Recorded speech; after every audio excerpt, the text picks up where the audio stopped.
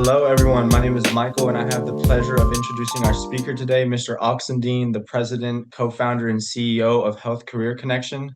Since his own undergraduate internship, he has held several administrative positions in hospitals, medical groups, academic institutions, and his own consulting firm. Previously, he served as an associate dean of public health practice at UC Berkeley School of Public Health. He was also a leader in the California Health Workforce and Diversity efforts as the co-director of the California Health Professions Consortium and the California Health Workforce Alliance. Mr. Oxendine taught for 5 years at Harvard School of Public Health before teaching healthcare management at UC Berkeley School of Public Health. He also held executive roles in leading organizations such as Partners Healthcare System, Brigham and Women's Hospital, Bay Imaging Consultants Medical Group, and Alta Bates Medical Center. His organization, Health Careers Connections, empowers and supports undergraduates and recent graduates to successfully pursue health careers that best suit their talents and goals. They accomplish this by providing paid real-world experience.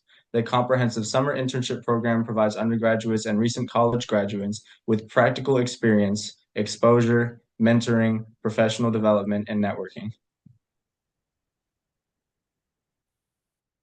Thank you, Michael. I appreciate that really kind introduction, and I really appreciate being here today. I'm a big fan of Pre-Med CC and also of Mr. Afshar.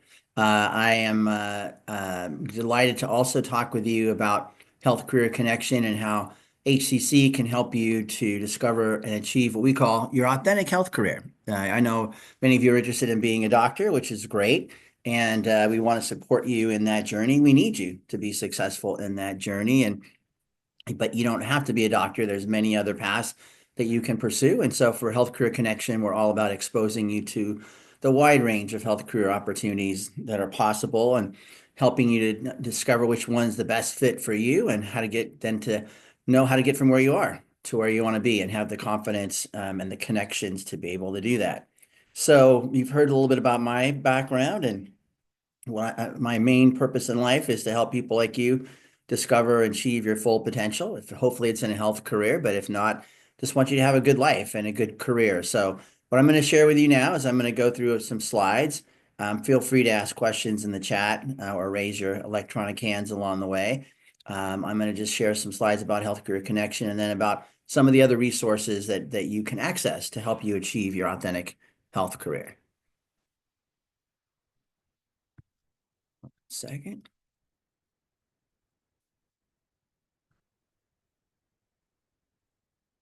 Can everybody see the screen? Michael Yes, Jubin? sir. Okay, thank you. So these people in the picture here are people that are Health Career Connection HCC alums. They are people who are smiling because they are living their authentic health career. In that picture next to me, actually, the woman next to me is now an adolescent medicine specialist at Mount Sinai in New York. She also has a master in public health. I encourage all of you who are interested in medicine to also consider a master in public health, because basically you're going to be treating patients within the context of their environments and the social determinants of health, and the future of being a physician. It's going to be on understanding how to improve population health. Also in that picture are people who are nurses, who are public health professionals, foundation leaders, and others, and they're smiling because they're achieving their authentic health career. And I'm going to be hopefully inserting some of your pictures in there as well. So let's talk about Health Career Connection. So this is our 35th year we're entering. HCC, we're all about providing talented undergraduate students like you all, or people who are recent graduates that are from underrepresented, first in their family to go to college, or low to middle income backgrounds. Our whole goal is to provide you with a life-changing, career-launching health career opportunity. We are pretty good at this. We've done it now. We have 5,400 alumni who started where you are and who made the decision to apply and were successful. And now they are doctors, they are public health people, they're in health management, social work, policy, they're entrepreneurs of their own organizations, you name it. And so you are hopefully going to follow in their footsteps. We are really all about empowering students to not only to discover their health career opportunity, but to advance and succeed more in their education. And since it's a paid internship program and a lot of people get jobs afterwards, it's a chance for you to enhance your economic mobility as well. It's not only a value to the students that we support, but we really, add value to our host organization partners, which are hospitals and doctors' offices and public health departments, behavioral health, health plans, and you do priority projects that you learn by doing these hands-on projects. It's something you can call your own when you do your medical school interviews or your consulting firm interviews or others. It goes on your resume as a really great project that you did. And it's something that the organizations use. That's one of the cool things about HCC. They actually use the projects that you come up with. We're about building the health workforce that we need, and we know we have a health workforce crisis in clinical and non-clinical professions. So HCC, by helping you be successful, we're contributing to meeting the workforce and diversity needs that we have. And of course, we know that many of you are going to be the future leaders of our communities and are going to be committed to advancing health equity. So that's what HCC is all about. And as I mentioned, we're really about you. So our goals for you by participating in HCC would be, as I mentioned earlier, make sure you're aware of all the health career options that are available and understand how to make the best fit for you. We also encourage you to think about what you want for your life first, not just your career, because you want to have the life and the career that really suits you. Along the way, it's really helpful to have mentors to be able to help you along your journey at various stages and to have professional skills. For many people, 71% get your first job out of college, which is great. It helps you do work during your gap years before you apply to medical school, maybe while you're studying for the MCAT, maybe while you're still deciding, what you really want to do. Definitely being an HCC helps you to become a more competitive candidate for medical school, for public health, for business, for law, policy, all those areas. We have workshops specifically on how to apply to and be successful in graduate programs. And we have alumni that are in all these different schools and community partners that partner with you to help understand how to get there and what they're looking for. And also, it's either network or not work. And so you might as well, in HCC, you develop a stronger personal and professional network to help you get those jobs and be able to get into graduate school. And you're part of the HCC family for your life by being part of it. So these are our goals for you. And the good news is we walk our talk, that 95% of the interns are really happy. This is an older slide, I think. I think it's higher than that are really would recommend HCC to their peers. And you can see that people build these valuable professional skills. They strengthen their professional network. They get access to people, just like Jubin's providing you here, access to people that you might otherwise not be able to connect with. And then 71% either extend their internship or are offered a job. So we really make a difference. And very proud of this slide because you heard about what HCC is all about. This is a word cloud from our alumni we did a 30-year longitudinal study of our alumni for HCC.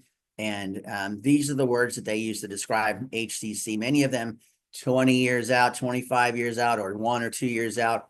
You can see that we're about inspiring and empowering, right? Look at those are the two big words that are there, building a network, mentorship, and all those kinds of things. So this is what we would hope that you would get out of HCC as well. You don't have to just take my word for it. This is one of our alums, Felix, who was in the program a few years ago. You can see that he talked about how we really helped him understand what was possible for him. That's really what we're all about. He also got a job as a result of HCC. And so you can see this is what we're really trying to do. And we don't do this on our own. These are our graduate school partners. These are medical schools and public health schools that we work with around the country. We're a national organization. And these schools are actively involved in Health Career Connection during the summer. They present workshops to you. We have our events at the UC Berkeley School of Public Health, at the Mailman School of Public Health. UCSF comes and talks to our students. Carl's Drew host our interns, and so does Kaiser School of Medicine, and they come and speak in our program. So we're bringing, part of HCC is to make a warm connection to you to these schools that could be in your future. So many HEC alums have gone on and been successful at these schools that the Columbia Mailman School of Public Health has a $60,000 scholarship that if you're an HCC alum and you get accepted, you get access to that scholarship. And so these are our graduate school partners, and we're really excited that 82% of our alumni have achieved a graduate degree within 10 years. And sometimes it's 10 years because they got to finish undergrad, they've got to do a post-bac, they've got to go to medical school. But yeah, it was a good track record. So what is HCC, and how do you how would you participate in what we do? So we're not just an internship program, we're a comprehensive professional career leadership development program. We provide a 10-week paid full-time internship, usually during the summer. It also could be during the fall, but it's full-time, so you have to be fully devoted. And you'd work in a health organization, like a health center or a hospital, working with professionals in the organization. And you would come together with a cohort of other HCC interns in our different regions to have this networking, mentorship, skill building workshops, career development workshops, all of those kinds of things. And you can do that in one of our many regions I'll share with you in a moment. And you can see we pay a reasonable educational stipend. The good news is the stipends are going up. People recognize the value that you all would bring, and many host organizations are even paying higher than that amount that I mentioned there. But it's really, and the key thing is that we have opportunities that are in health management, public health, behavioral health, policy, and healthcare delivery. So yeah, there's a range of opportunities that are available to you. And there's a range of regions that we have. You can see these are our regions. California is our foundation. California is where we have the most opportunities. We're based in Oakland. We are very proud of our long-standing commitment to Oakland and to the Bay Area and Northern California. We're very excited to be starting a new Central Coast regional program. This year, we've been providing opportunities in Monterey and in Salinas and Santa Cruz and those areas for a while, King City. But now we're opening up a formal program in that area to include people in the San Luis Obispo, Paso Robles, Santa Maria area as well. And these are regional cohorts. So you would do an in-person internship in these areas, and then come together in person with other people, or virtually with other people in your area. Or there might be hybrid internships where you have to go in 2 or 3 days a week. Or we have some virtual internships. So I think more of them are trending towards being hybrid or in person these days. And you can see we also have them in Chicago, Detroit, Minneapolis, New England. We have a very strong program there, as well as New York, New Jersey, DC, and then North Carolina. I'm a member of the Lumbee tribe of North Carolina, and so we have a lot of internship opportunities that are there. So that's our network. We have a framework. HEC is a very structured program. It's not, hey, you just have an internship and we send you off to your hospital that you want to work in, and we say, wave goodbye and say good luck. You're in a program with a cohort where you get this following support. You get hands-on experience to get more exposure, real world experience, again, learning by doing, and you also have an impact. You get the mentorship I mentioned to you. One of the best parts is the community building that you have with other interns from all different schools and all different backgrounds. It's really fun to be part of that and to see the connections that students have for the rest of their lives in some cases. But we want you to increase your sense of belonging, your self-efficacy, your confidence. We have great workshops on everything from how to get into medical school to mental health, first aid, and to cultural linguistic competency. We teach you to excel so that you are stronger in Excel, which is a big strength. We have writing workshops. We have a whole series of career workshops to help you discover your authentic health career. So these are what we do within HCC. It's an apprenticeship model. so that you work under a preceptor who kind of takes you under their wing and helps you really get to know their organization, get to know the field, gives you advice about how to proceed and how to strengthen your professional development. They can be people who can write you letters of recommendation, help you get jobs, help you get into medical school. In the future, you also get mentorship from HCC and our staff who are experienced people in helping students with their career and graduate education. And you can see the types of organizations that students work in. Our experience that you would have, and we mentioned those goals earlier, but we want you to be able to navigate and succeed in the health field, both in terms of employment as well as graduate education. For some people, that's not something that you've grown up around, and for others, even if it is, it's something that you can still, it's changing all the time. So we help you understand how to navigate that. You get to meet all kinds of national and community leaders and build relationships with them in addition to your peers. I already mentioned the workshops and the social aspects of it and the connection with employers and graduate school. So these are some of our partners. You can see we work with some of the leading hospitals and community health centers, health departments, health plans that are in the country.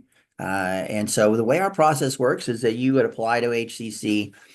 You'll have a screening interview if you're selected, and then we have these organizations tell us what they're looking for, and we go about matching you with them. And our focus is trying to have the best fit.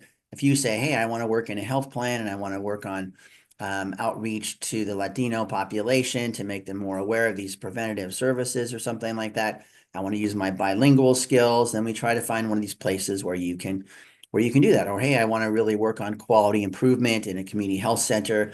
I want to see, how the doctors and nurses go about taking care of patients and how we can streamline the process. Then we try to find a place like that. So these are some of our partners. These are some, we will also really value public health. Public health, and we want people to get exposure, even if you're going to work in clinical. It's really good to get exposure to how public health operates. So these are governmental public health departments, both urban, like Los Angeles and Boston and Baltimore and Detroit, and then rural, like Merced and Robeson County, which is where my Indian tribe is based, and things like that. We also work with mental health. We want more people. There is no health without mental health. We have a tremendous shortage of mental health providers. 2/3 of the people in California that have a mental health issue do not get access to care because there simply aren't enough providers. And we encourage all of you to consider mental health as a career path, whether you become a doctor or you become a nurse practitioner or a PA, or whether you want to and be able to be in specific fields like social work or psychology or psychiatry, something like that. We also have a very new and exciting fellowship program in philanthropy. So Michael Drake is the current president of the University of California, and he's also a doctor who made tremendous impact on communities and on diversity in the health professions and on medical education. And so we are partnering with the Commonwealth Fund in New York City. If you're willing to go to New York City and you want to get exposure to what it's like to advance health equity in philanthropy, this is a new program that we'll be offering this particular year. You have to be a junior, senior, or a recent graduate. You have to have some interest in health philanthropy and be able to be in New York City about 2 or 3 days a week to do this work. But it's a great opportunity. And then finally, we have our Health Equity Scholars Program. So the programs I've been talking about so far are full-time programs. The Health Equity Scholars Program is a part-time program. We created this, and we've run it for 5 years now during the pandemic because we know that some people have to take summer school. They want to study for the MCAT. They have to take care of their family. They have to work. And so this is a half-time program, and it's an all virtual program. You don't have to be in any of these regions. And you still get paid a good stipend for part-time work. Excuse me. And you're able to do team-based consulting projects with actual organizations like a Kaiser Permanente or a Lifelong Medical. And You work with other people on team. You still get all the other HCC workshops. So this is for those of you who are looking for a part-time opportunity. This is a great potential. These are some of our alumni that are more recent alumni. Joanna Fernandez Nunez she was an HCC intern about 3 years ago. She just got her Master in Public Health and Master in Social Work from UCLA. She's working in Kaiser now as an administrative fellow. Danielle Lee Halls in the middle there is from Boston, from Dorchester in Boston.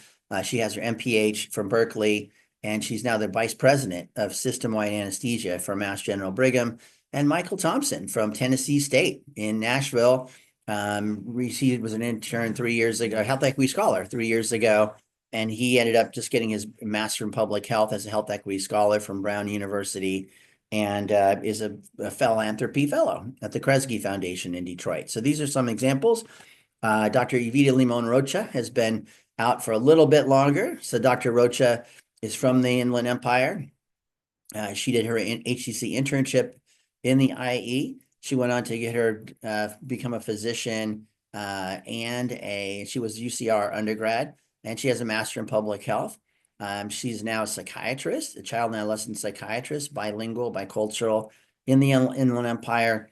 And she is the chair of the UC Riverside Medical School Admissions Committee. So these are the kind of people that you'd be following in their footsteps, and the kind of people who'd be looking out for you as an HCC alum as you go forward.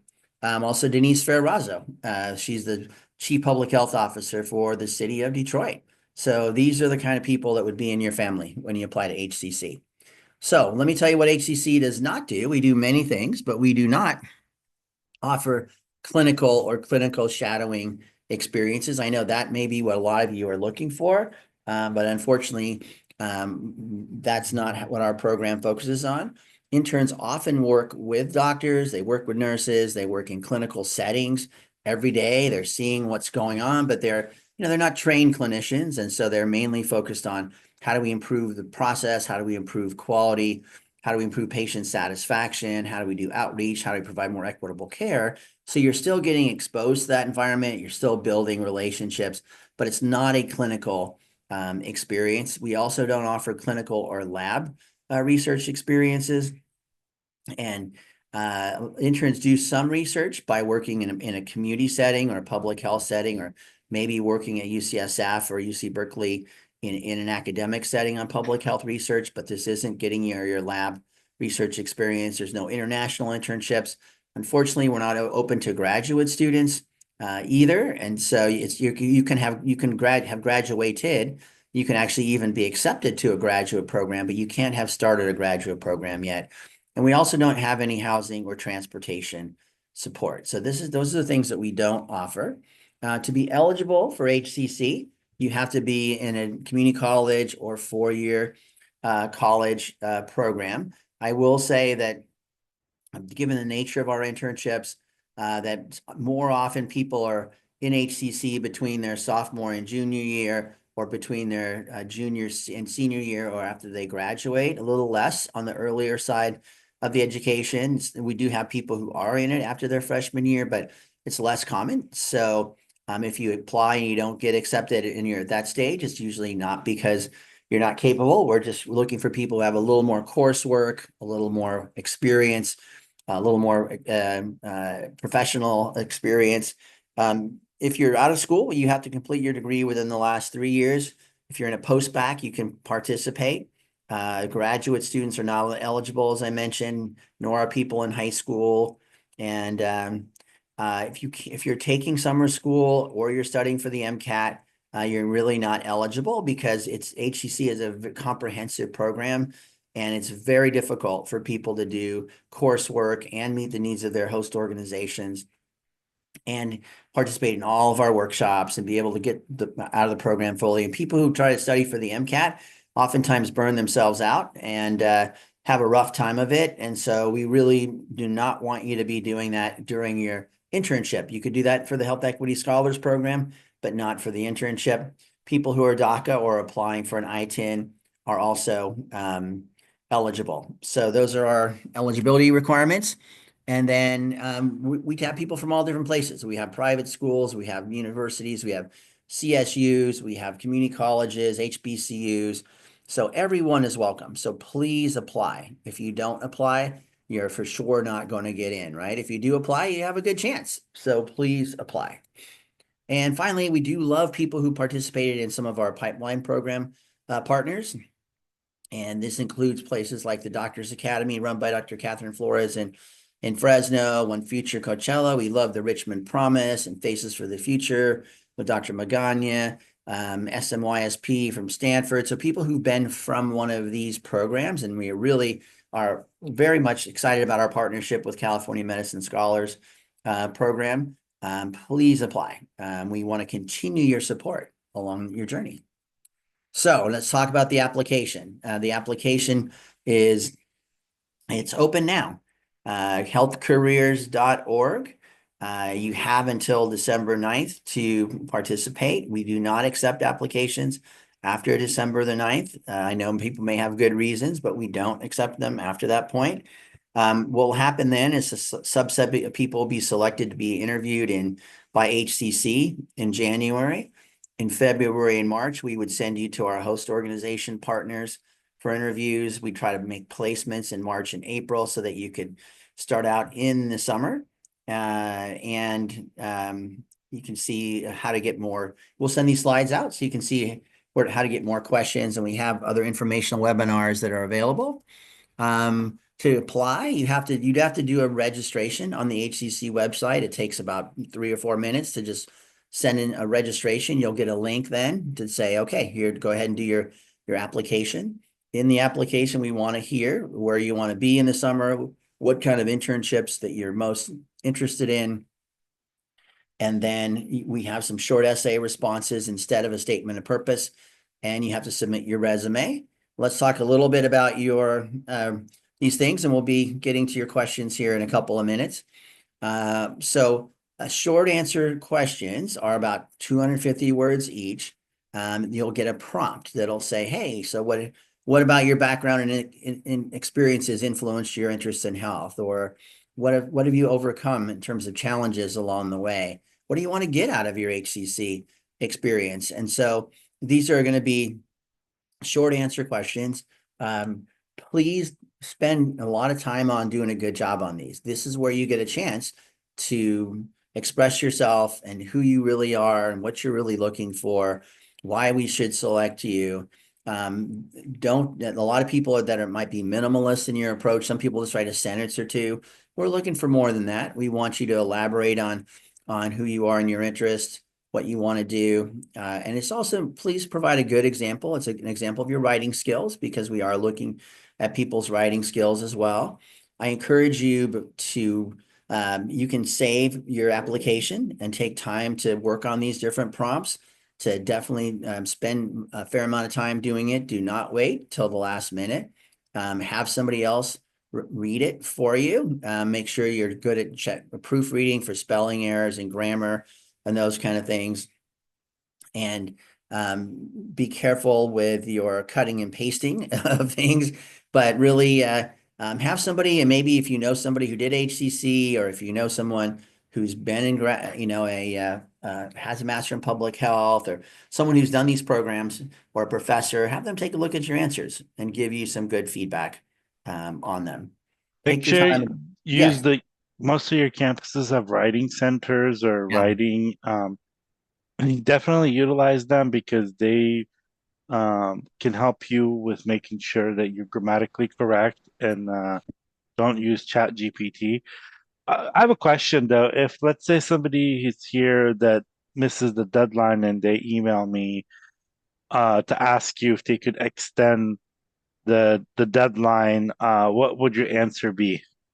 I would say, even though I love Mr. Ashfar and I'm happy to support him in any way that I can, and I like your organization, we can't accept late applications, because we're almost 2 months ahead of time. You got plenty of time now to do that, and you are, there's many other people who really work hard to meet the deadline, and so unfortunately, the answer is we won't accept your application after the deadline.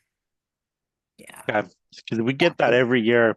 People say, Yeah. "Oh, I missed the deadline," and so I just want to make sure that's very clear. So, Yeah, no, I appreciate you asking that. And it's part of life, right? You're not gonna if you miss your medical school application deadline, they're not gonna take your application. And so we have a lot of people who apply, and we want to give everybody a fair shot. And you are hearing about this far in advance, and you're getting good inside information that will be helpful to you.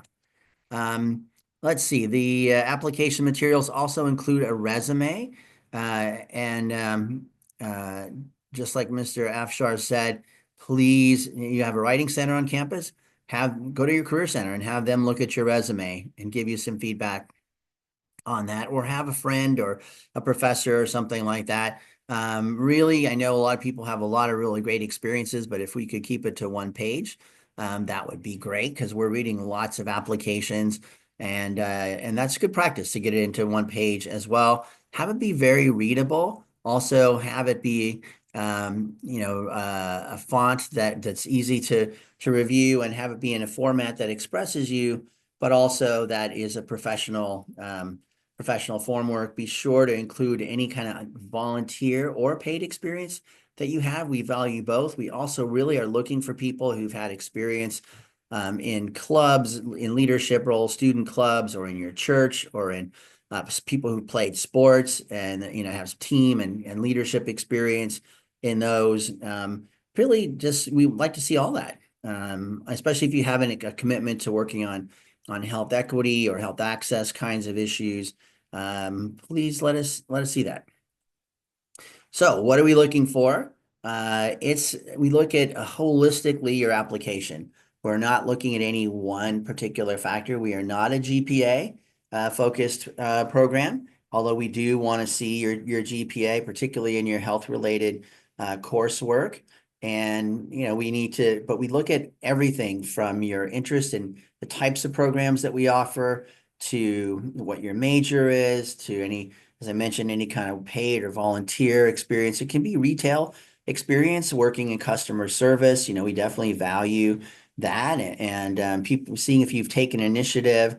You look at your lived experiences, like how distance have you come to get to where you are? What kind of health challenges have you encountered, you or your community have encountered? And then, as I mentioned, leadership and team experience is positive.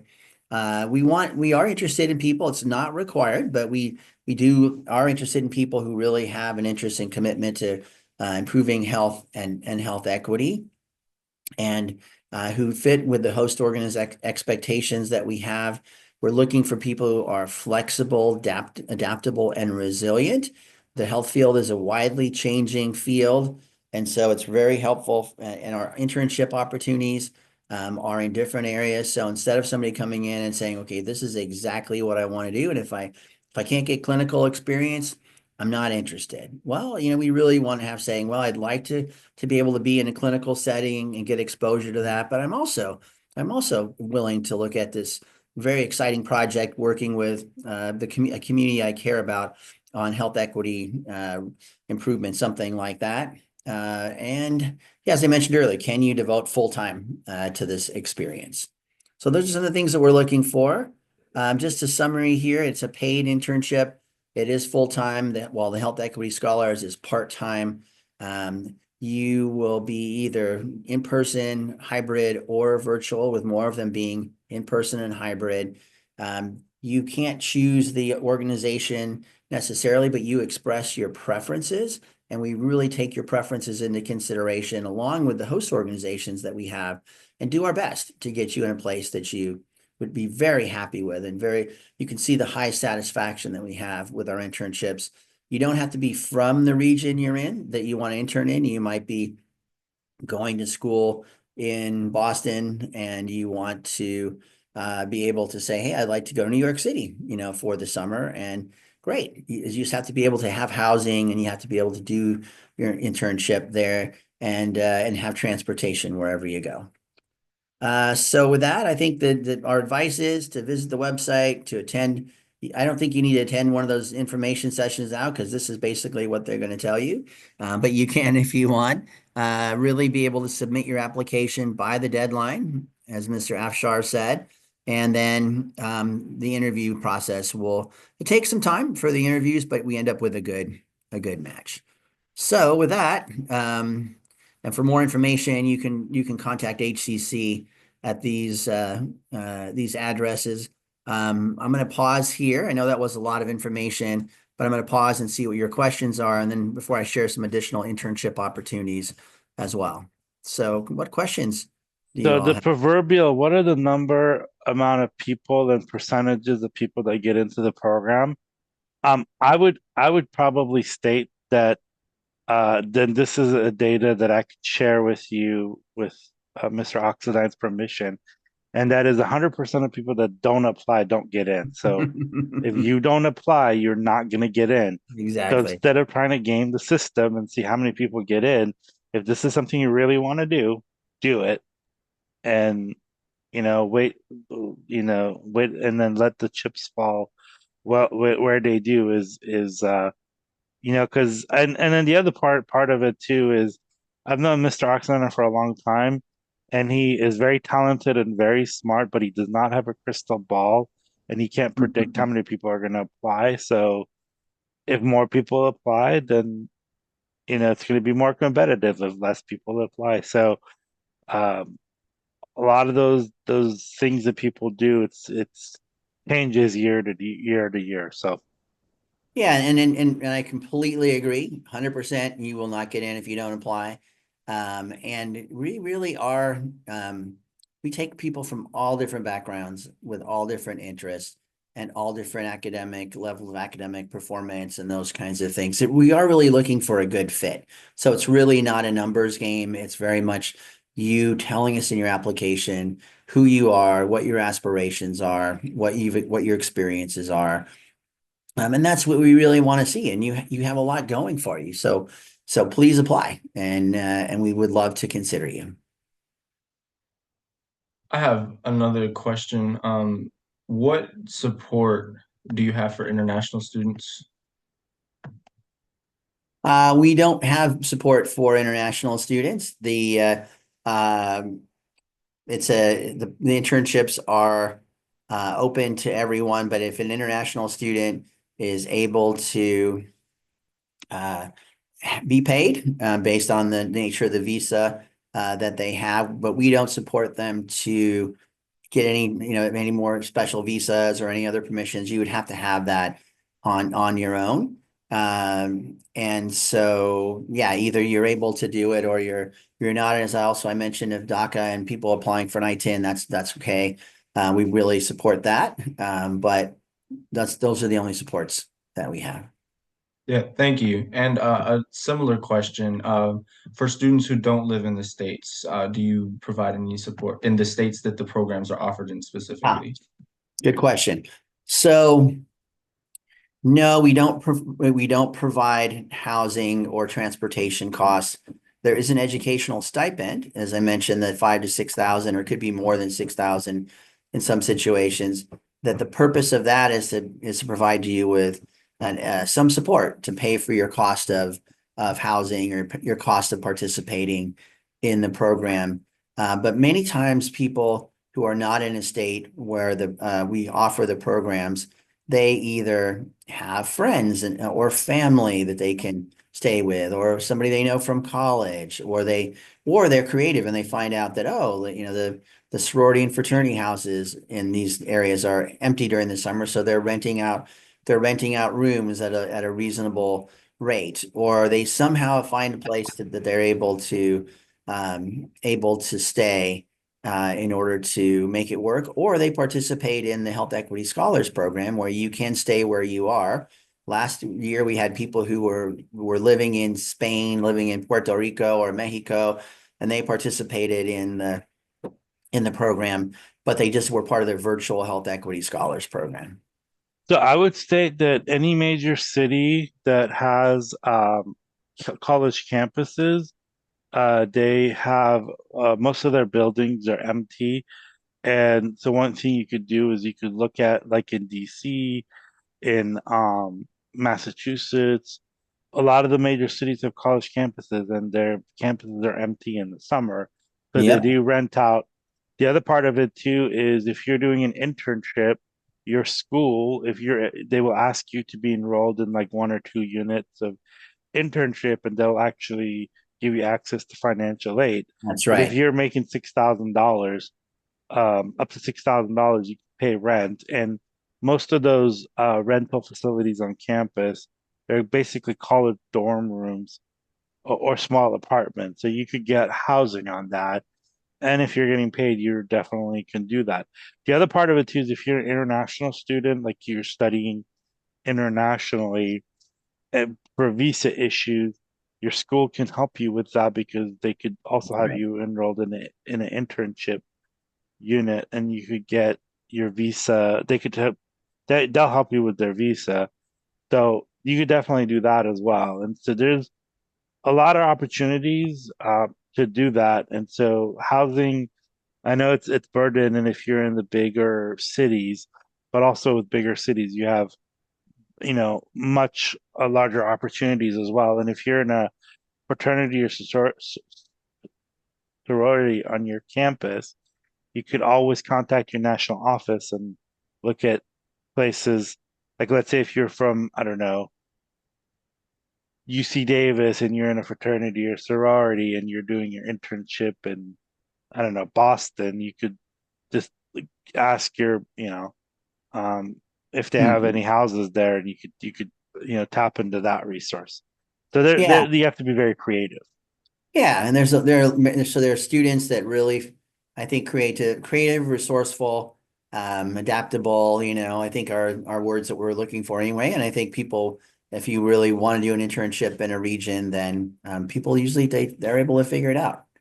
Yeah, they're able to figure it out. But it's also okay to do it in your home region too. One of the things that we like, for example, in the Coachella Valley. One of the things that we're excited about there, and we've been had a program there for 15 years now, is that it used to be that people in the Coachella Valley had to stay in Los Angeles or San Francisco or San Diego or something because there weren't opportunities back in their home area. But now there are. There's really good opportunities with local health employers and in the Coachella Valley, and they get to be at home and they get to have a combination of other students who are from the valley, and so yeah, we're really supportive of that kind of thing too. So it's a both and. Thank Yeah, you. and also Yeah. gives you the ability to go somewhere that it's absolutely new and that you've never That's been right. to, That's right. and experience something very different. Mhm. Traveling and living in other places only expands your horizon Mhm. and gives you the ability to grow as a person and also experience an entire other world. Like if you've grown up in a rural area or suburban area and you're going to school in those areas, going and being able to live in the big city could acclimate you to that lifestyle. So like let's say if you're applying to grad school, Mhm. you don't want to apply to grad school and you've never lived. Like I actually had this happen to a friend of mine who ended up you know going to a growing up in suburbia, and then their campus was in a suburbia, and they got into medical school in a big urban area, and I was like, dude, you've never lived there, why don't you give it a try? And their first year they could not sleep because being in a urban area, there's a lot of noise and a lot of those things when you go to bed, and that he just wasn't used to it.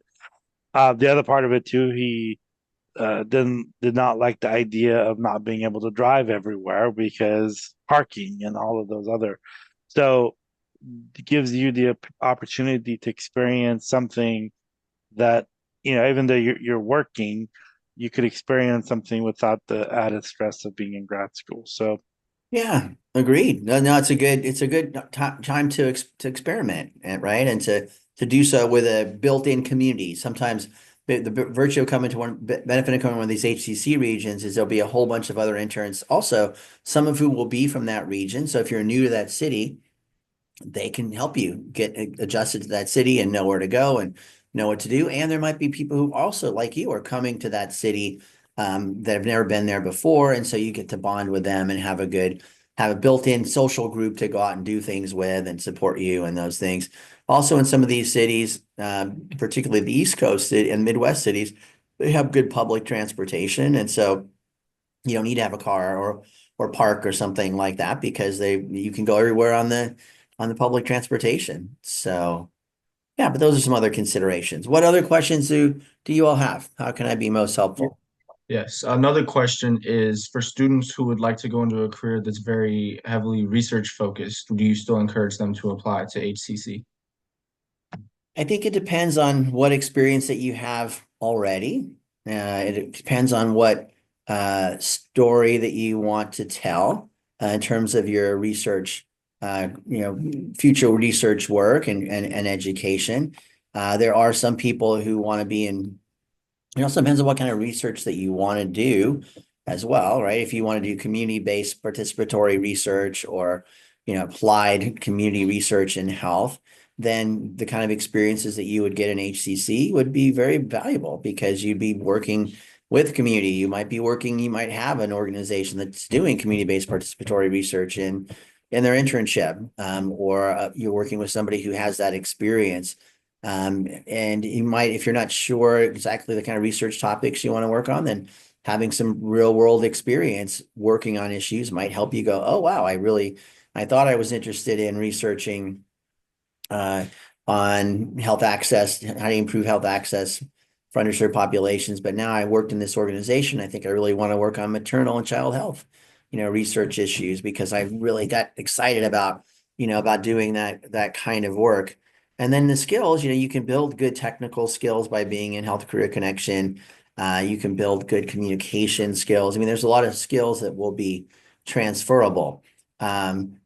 And if you really are like, hey, I'm going to be an academic researcher in computational biology, like my son is studying research in computational biology and in an academic setting, then this HEC might not have been the best experience for him because he was on a little bit of a different, he knew more he wanted to be in that kind of biological research that wasn't really in the kind of organizations that HCC focuses on. So I think it depends on where you want to go and what you want to learn. Absolutely. Thank you. Um, Another question is the major that people choose in undergraduate, is that a factor taken into consideration when applying to HCC? We have people from all different majors that are part of HCC. A lot of the people are undergraduate public health or health sciences majors. A lot of the students are biology or chemistry or biochemistry or some kind of a pre-med related major. But we also have people who are English majors, people who are sociology, ethnic studies, American studies. Um, you name it. So it's really the major just kind of tells us the lens through which you're studying the world, right? And the kind of what you're interested in. But we want to know more in our application for the short answer questions. Well, what do you want to do with that? And when you go forward, what do you want to explore? You don't have to know what you want to do already. HCC is an exploration program, but it would be nice to say, well, I'm an ethnic studies major combined with a Spanish major. And I'm interested in exploring, but the potential to be a doctor who also works on, community health issues in the community or something like that. So that's a way to help if your major isn't sort of a health related major already to just kind of describe, okay, well, this is where I see myself going. Social welfare is a common major that we have. Psychology, we have behavioral health internships. And so people studying psychology. So it's a wide range of majors. Yeah. And there's no advantage or disadvantage of having a certain major. It's more how you express where you want to go and what you want to get out of the internship. Absolutely. Thank you. Actually, a large batch of the questions are asking about the timing of when to apply. So can you speak a bit on when people usually do apply or when people are most suited to apply or what is the time period which you accept the most people when they apply? So do you mean the timing in terms of their Yeah. education or in terms of the timing of the deadline of the application or both? I believe most of the questions are asking like freshman year, after Yeah. you Oh, graduate, good senior question. year. Yeah, thank you. Yeah, Mhm. so I think that uh, you can be an HCC at any time. The most of the people probably are either between their junior and senior year of college, or if they're graduating, a lot of people who are graduating are part of it. Or if it's okay if people have fifth or sixth years or something, that in that kind of senior year part of it. I would say that more of the people are in that stage of their education. There are also a good number of people who are between their sophomore and junior year of college.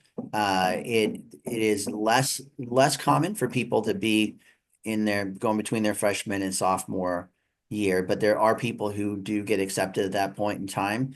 But I would say it's more, yeah, more a little bit in the later stages of your application. We also have people who are non-traditional students as well. So let's say you're a community college student and you're somebody who has a lot of life and work experience first. We definitely welcome your application.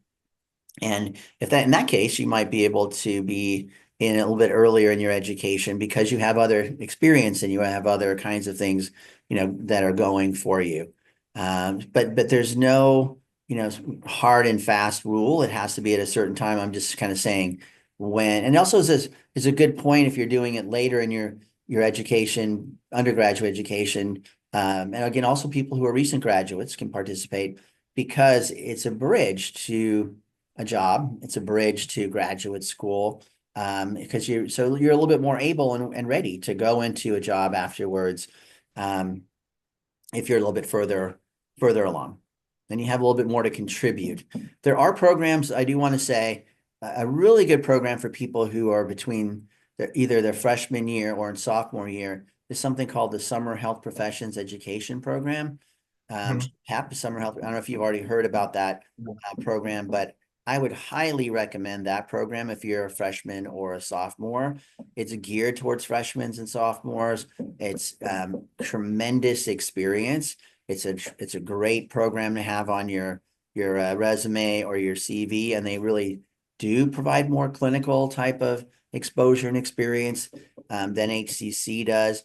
So to me, I would say, hey, do that program in your freshman and sophomore year, apply to HCC your junior or senior year so that you can, and then we would like the fact that you were in that program already, and that looks good on your HCC application. So that's, I guess, what I would encourage is something like that. Thank you. The only thing that I The would also add is that you are not applying to one program. If it's shotgun method that you apply to 5 or 6 programs and then see which one you get in and then decide. So if you're just going to apply to one program and wait for it to work out, it may not, may be too competitive. They may have too many applicants. So you are applying. That's why we're having various programs during the fall. Like we'll have NIH next month. So if the people Mm-hmm. that want to do research, That's pure right. bench research, NIH is going to be here next month, Right. and they're going to give a talk on their program. We had RU Finder, so you're applying to multiple programs, and maximize your effort. And again, it's going back to the whole philosophy of, 100% of the programs you don't apply to, you're not going to get in. So you want to be choosy. Um, you know, you want to be choosy as you can, but also apply to many That's right. programs as you can. And then the other part of it too is the more times and the more programs you apply to, you get better. So if Mm-hmm. your first time you do something, you're not really good at it, but after a fifth time, you become really good at it. And so, but you're applying to too many, you're applying to a lot of programs to do that. So instead of saying, well, when is the best time to do it? The best time to do it, I think the best thing for people could happen is you have options. So let's say you apply to 5 programs this fall for summer, and then you decide to take, I don't know, organic chemistry in the summer. Well, you may apply the 5 programs, you got into 3, but you still have those 3 programs. And if you decide to take organic chemistry, great. But if not, then you have 3 programs to choose from. It's not kind of like if you apply and get into HCC, and if you don't show up, they're going to come looking for you. They'll have plenty of applicants. But you say, hey, wait a minute, I'm a pre-med student and I got into HCC and chip, SHP, PEP, and I might want to do that one. Great. Mr. Oxendine is not going to come looking for you, or you want to do more public health advocacy thing. The point of these programs is that you apply and hopefully you get in and you go there and you have experiences and you get to network. If you have never been in those communities of health professions or healthcare or public health, you're not going to magically get in there. That's why, if your parents are more likely to be college educated, you're more likely to be. So if you're first gen or don't have anybody in those, you know, and the community is very small. And so let's say you're from, I don't know, from Southern California and you do a program in, I don't know, San Francisco, you're more likely to run into um, people that know each other and could create a network, and you belong to a community, and it's kind of like a fraternity, like you belong to a fraternity sorority, you belong to a community that are networking with each other, and that's what's the important part of it as well. So I'm gonna Absolutely. Yeah, very well said. I just add, if there are some other programs, I do encourage you to apply to multiple programs and some additional ones that you might be interested in. There is something called the John R. Lewis Internship Program through the Center for Disease Control, the CDC. It's a public health oriented internship program, but many students do that that are also pre-med. And that's a really cool program. They have, there are multiple programs at different college campuses for example, UCLA has a summer health professions. They have a Lewis internship program at UCLA School of Public Health that you could participate in, but they also have them at Michigan. They have them at Columbia and Johns Hopkins and places like that. So that's another program that it's for undergraduate students that you can apply for. There's something called the Summer Enrichment Program at the University of Michigan School of Public Health, SEP, Summer Enrichment Program. That program is also, I think it's more for people between their sophomore and junior year or junior and senior year. It's more focused on health management, but you get to go and be on campus at the University of Michigan. You get to work in the local community. They have like GRE prep courses and things like that. It's a very good program. A lot of people do that program, SEP and HCC, as a way to award the Lewis program and HCC. So that, honestly, if you could do a different program every summer, then as Mr. Afshar said, you can have different networks of people that are now your network going forward. And you can have a set of different experiences on your resume, and your graduate school applications looks really good. Hey, wow, this person was in 3 programs. They were in different program each summer, and these are prestigious programs. And so those are some other ones. Kaiser Permanente. Kaiser has their own internal internship programs called KP Launch, and you can apply to be a part of those programs. And then, if those of you that are more interested in research or medical school, like the Stanford has a very good program, summer research program focused on community college students.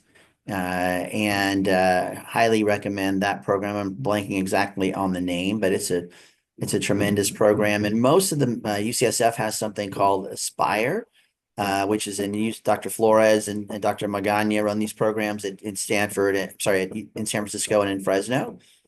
So those are programs that you can apply to. And then most medical schools, they have some kind of program like that, a summer research program that you could apply to for with their faculty. So yeah, those are some other programs that you can that you can apply to. So internships are really important part of your educational and your career journey. So many great things can come from them, and highly encourage you to apply for and do as many as you can. Absolutely. Another question we have is how students are matched. Can you speak a bit about what you use to match students with different programs? That's a great question. So in HCC on the application itself, you're going to find that we're asking you a lot of questions. We're going to say, okay, which geographic area do you want to be in? We're going to ask you which type of a health organization would you like to be in? You can list them. You don't have to do one, but do you want to be in hospitals? Do you want to be in community health centers? Do you want to be in more of a research kind of environment? What type of internship do you want? Is it more of a pre-med internship, more of a public health, behavioral health? So we're asking you questions. What kind of skills do you want to develop? So the application takes a little bit of time. So in addition to those short answer questions, it's not something you want to do the last night.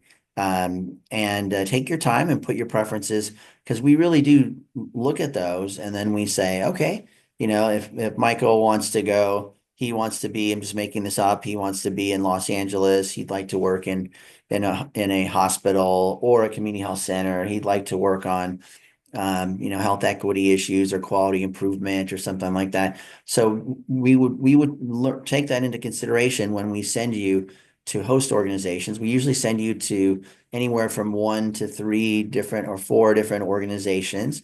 You get to interview them, and we would send you to ones that are aligned with your preferences and your geographic preferences. They would interview you, you would interview them. You send us feedback and say, hey, I went to these 3 places. Here's my order of preference of these 3 places. And then we strongly take that into consideration. And then we also hear from the host organization, I've met these 3 students. Here's our preference of these 3 students. And we're really looking to make a good match where you'll be happy with the kind of exposure and experience that you're going to get. They'll be happy with the kind of skills and knowledge and passion that you bring, and you'll fit kind of with how they do things.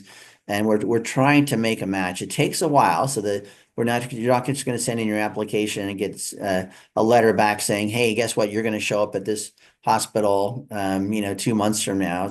It's going to be, hey, you're going to go interview with Kaiser School of Medicine, with Charles Drew School of Medicine, and with the Venice Family Clinic in LA, and then get these done within a couple weeks. Then we'll get your feedback and we would make a match in that particular way. And if somehow one of those isn't a good fit for you, we might try for some others. That's how the matching process works.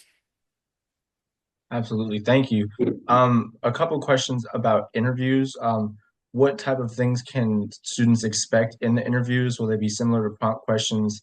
And another question is, once someone is asked to participate in an interview, is it likely that they'll be selected for that program, or are there other steps past the interview? Great question. There's 2 rounds of interviews.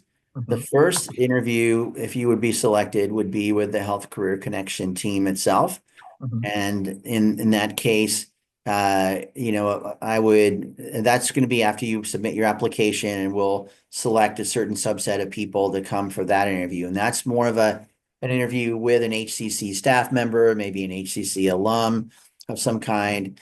And there, we're just really getting to know you more about your preferences, so we can do the matching part well, and your skills and your ability to do the internships where we have our internships.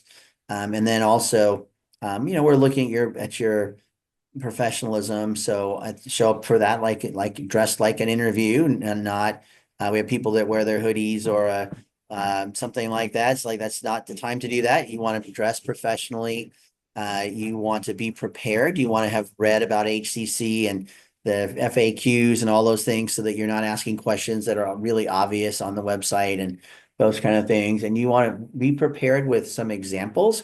If you say, hey, I'm good at writing, well, then we're going to ask you, so give me an example of something that you've written that you're good at. Oh, I'm good at doing data analysis. Okay, well, give us an example of something. It could be something in the classroom. It could be something in the real world. It could be something, for your volunteer experience, something like that. So really treat it as an interview. And so in that case, the purpose of that interview is to decide who goes to the second round of interviews with the host organizations. And then if you make it to that second round of interviews, there's a pretty likely chance that you'll become part of the HCC program, um, because we think that you're a good fit for the program. Now it comes down to finding an organization that thinks that you're a good fit as well. But we really only move people to that second round if we think that they are strong enough and qualified enough and a good fit enough for our different opportunities that we have. It's not 100% guaranteed, because sometimes you might not like one of the, or you might not say, hey, I don't like Venice Family Clinic, and that's the only one. They're the only one who says after the interview process they want to work with you. You don't have to do it. Or they might not select you or something like that. But there's a pretty good likelihood if you make it to that second round of interviews. Thank you. A question about the fields that your health HCC supports. So the question we have here is, are there options for students interested in dentistry? And my own personal question that I'd like to add on to that are, what about veterinary, PA, nurses, other health Mhm. careers? Yeah. So each one of those is a little bit different. On the dentistry front, we don't have that many internships that are focused on oral health. We do have some, for example, like the American Dental Education Association in Washington, D.C. We have interns with them every year. You wouldn't be working in a dentist office, but you might be working on policy issues related to dentistry or education, like how do we better educate people, in that are want to be in dentistry, or how do we do more outreach or something like that. We have students every year who come in interested in oral health, and sometimes they say, well, gosh, okay, this placement doesn't offer, like one student in Boston a couple years ago, she wanted to be in dentistry, but she chose to work in the Massachusetts Hospital Association, which wasn't focused on dentistry, but she got really good experience and she got a great mentor and she got a great letter for dental school and those kind of things. So we don't offer as many experiences around that. We'll try, but not as many. We unfortunately do not have veterinary related experiences. We know how important that is. That just isn't something that we've had as part of our network of organizations in the past. We are talking to a couple of veterinary schools about maybe partnering with us, but that's not something that we offer, unfortunately. We do have uh, people who are interested in becoming a PA or a nurse practitioner that are part of our program all the time.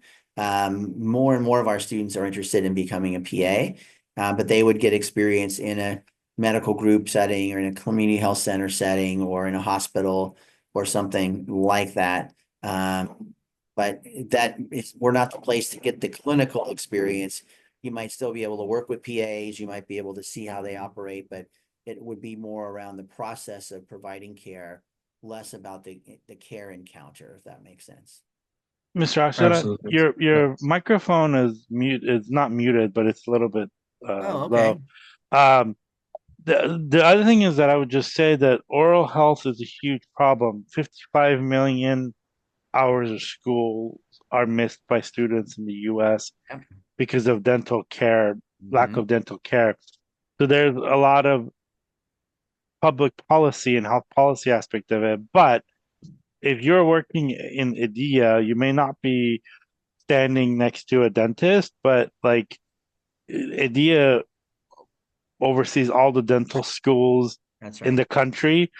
So you're gonna have like this inside view of all the Mhm. dental schools.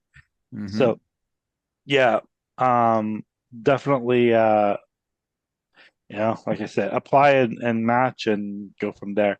Um, and again, this is mostly about networking. So if you're looking for one thing, you're not going to get that one thing. For example, shadowing a doctor, or this is not a program for it. And I think they've been very open about it on their website as well. Um, but it's about networking and understanding public health and policy and all those good important parts of it. And also you get to, you know, and then the other part of it too, some of these partners that Mr. Oxendine has set up, this is not their first rodeo. They've had people there for 20, 30 years. So they've had people that are just like you that have come through these programs and gotten to know the students, written them letters of recommendation, That's right. got them into those programs. Some of them will go back and hire you after you're done with your program or post back jobs. So it's not like a, you know, you're not, they want you there. They're not only want you there, but they're also like making a commitment both with their most important and valuable resources, their time, That's and right. then also they pay you too. So it's like they're these are like all of these things that these people want you there. They want to support you. They're putting in the time. They're giving you a stipend. All of these things that are happening, and then you don't want to apply, or you're like, well, I don't know. So I would say apply and get in, and if it's not right for you, then don't do it. But at least apply. And yeah, and I think there was one question too. Is somebody asked if they applied this summer and they don't get in for the summer and they don't get in, can they apply again or are they put on a blacklist? They are welcome. And we like people who apply multiple times. As you said earlier, Jubin, that that sometimes when you apply at a certain time and you didn't have it as you weren't as good as you would be the next year, right? You're not as good a candidate. You're better at writing your short answer questions. You have more on your resume. We totally support people who apply more than once, and there are people who applied 2 or 3 times and didn't get in, and then they got in, and then they happen to get in their senior year, and now they're getting a job afterwards. Now they're getting connected to their medical school. It like happens at the right time. And I myself have applied for different things and I didn't get in at a certain point, but maybe it was like, oh, maybe it wasn't the right time for me. And then the next time I did, it was. So do not be discouraged if you apply. Well, first of all, don't apply thinking that you won't get in. You apply thinking that you will, and put your best foot forward. And then if you don't get in for some reason, don't take it personally. Don't take it as a rejection, like, oh my gosh, they don't want me in HCC. It would be like, maybe it wasn't the right time. Let me apply the next time around and see what happens. I have a couple similar questions about the application process. If someone did get accepted, could they defer it or could they reapply the next year? And also, are transcripts required with the application? Because I know you said that the GPA is asked for. Is it just a numerical value or do you want a transcript? Yeah, so quickly on that one, the transcripts are not required. We assume everybody's going to be truthful about their GPA, and we usually ask about your GPA and your major and those kinds of things. You can get accepted, and then say that you're not going to do it. Mhm. We don't do deferrals so that one year doesn't carry over to the next year. The things that we don't like, and that where you would be blacklisted, is if you apply, you accept, and you say, I am in, I'm fully in, I'm going to go to this particular organization. The organization has said, I want you. And then you go, oh, no, I changed my mind. No, I'm not going to do it. That's when it's a problem because at that point you have made a commitment already to HCC, to your host organization. They've stopped interviewing other candidates.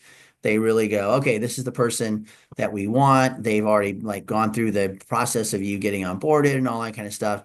That's what we don't want people to be able to do that.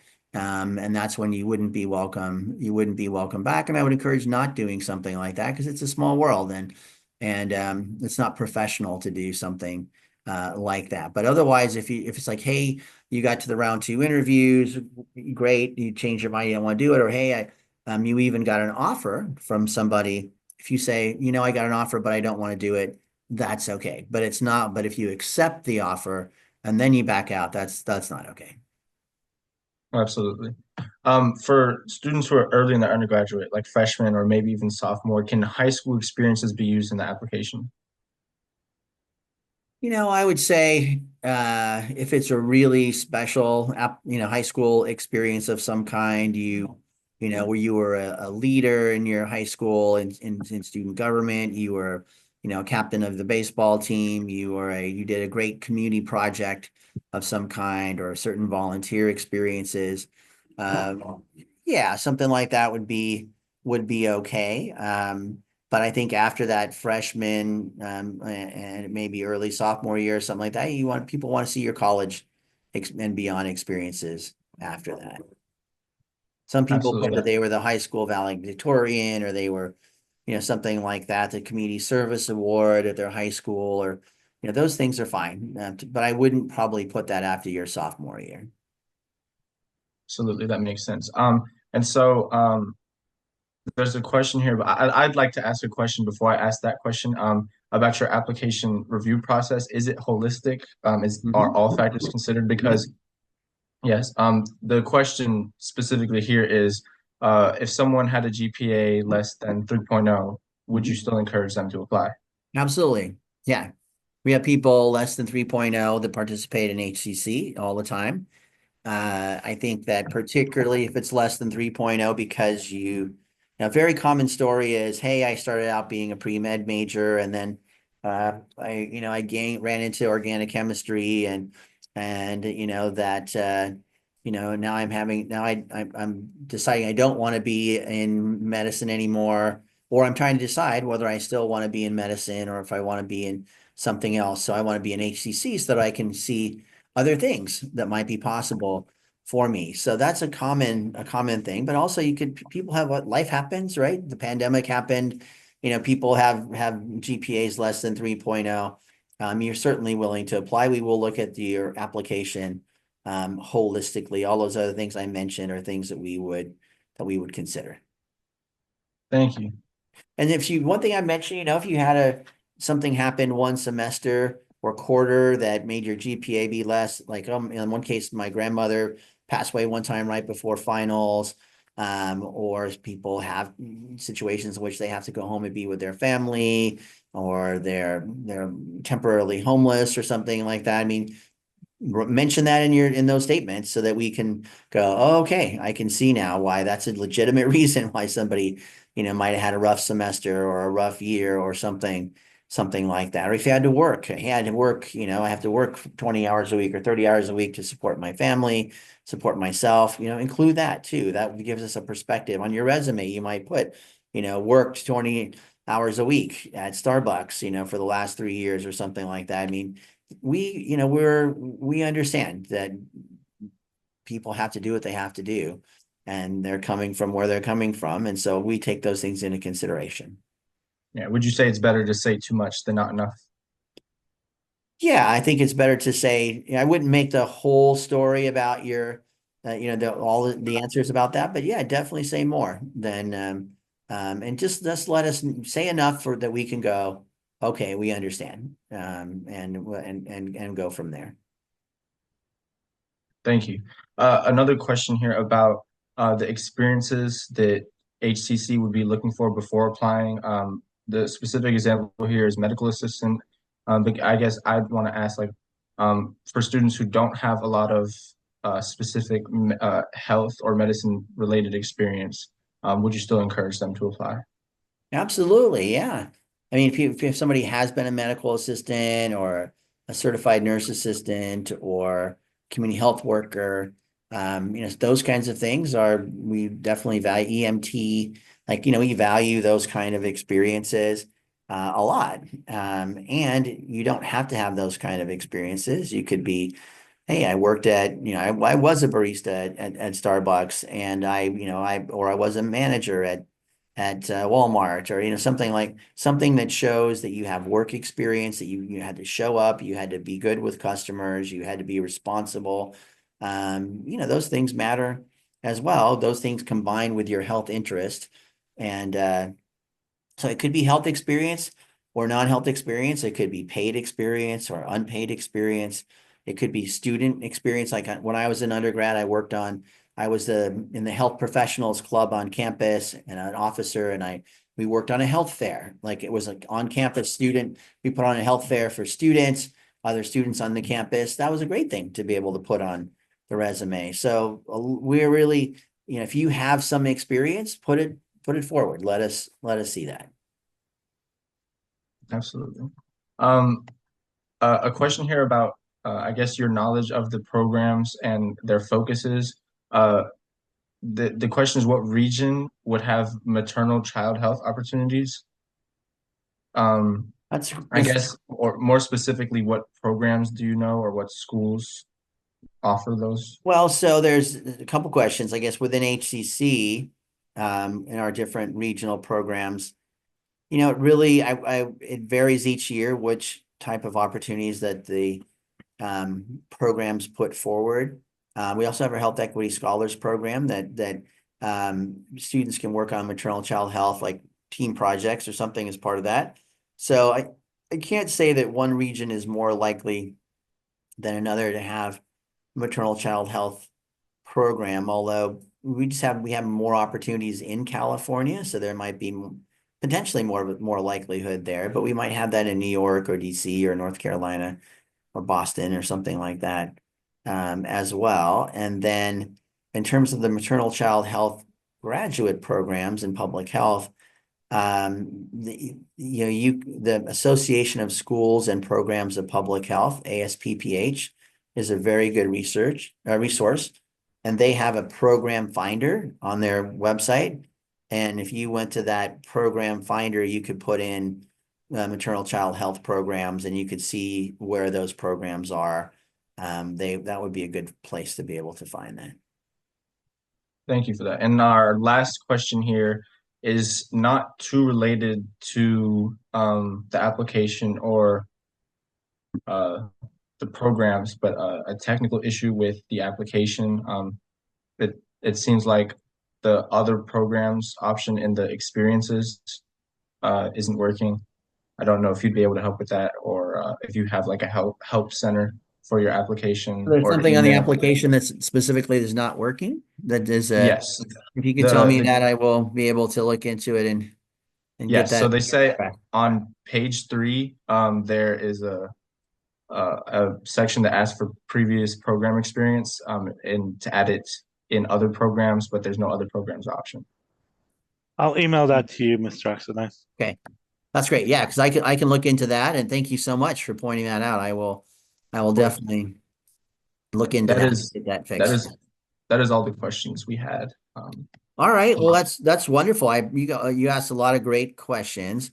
The last thing I'll just put out there is just if I could just share my screen one more second, is one other resource that might be helpful to you is I do have a book called "You Don't Have to Be a Doctor," and it doesn't discourage anybody from being a doctor. Hold on a second. I was doing your sorry, I was doing your I think I have it. I don't have it on here. I'll go back. Sorry, give me 1 second. I was writing the email to the person about the thing that's not working. Here you go.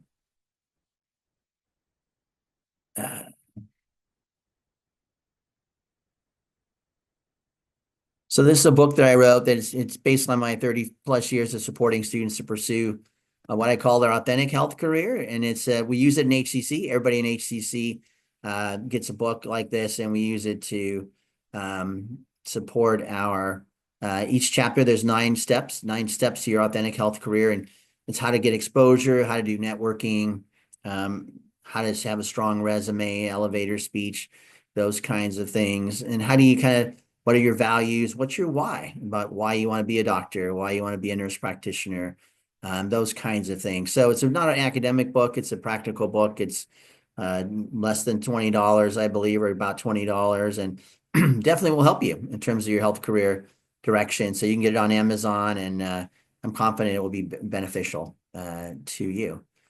Yeah, so with that, I know we're at time, and I really appreciate this being here as always. You all had great questions, and Mr. Afshar knows this is he can call on me at any time to be able to support you all in any way that I can. So please apply to HCC. We would love to have your application And whether it's this year or in the future, we look forward to giving you full consideration. Hopefully you can become part of the HCC family. And what's the deadline again? December the 9th, midnight, December the 9th. And is there an extension if you No, can't no get to it? extension. No All right. extension. Okay. All All right. right. Thank you all Anybody so else? much. Any last questions? Yeah, any final questions or comments? What is one piece of advice you would give to an applicant to be successful in this process? I think just do a good job on the short answer questions and on your resume, and put across, that you're interested in the kinds of internships that HCC offers, and then in the geographies that we offer them in. And I think that's a good, and then prepare well for your interviews. Those would be my advice, and believe that it's possible for you. I have one Yeah. question. Okay.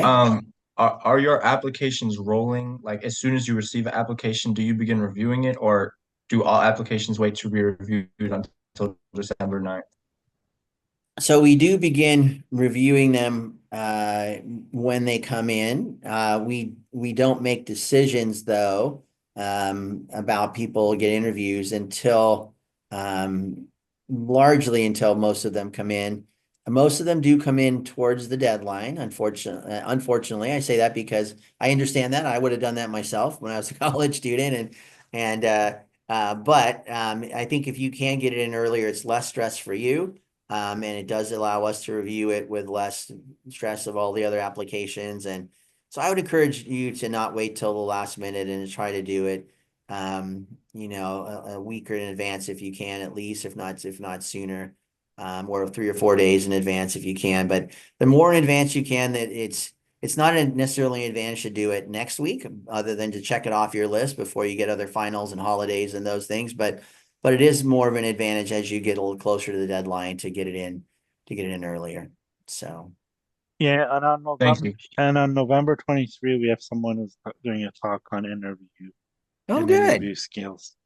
Do you know Dr. Olivia Campa? I know the name. Yeah, is she from Kaiser? She's Or from UC Davis. Davis? I was going to say Dave. I was doing it as Davis or Kaiser. Yeah, yeah, I know her. She's great. She's excellent. Cool. Yeah. Very Okay. Well, cool. thank you Well, so much for this thank you opportunity. again, Mr. Oxendine. Great Yeah. seeing you. Great seeing you too. And hopefully we'll see you in HCC. Take care. Thanks.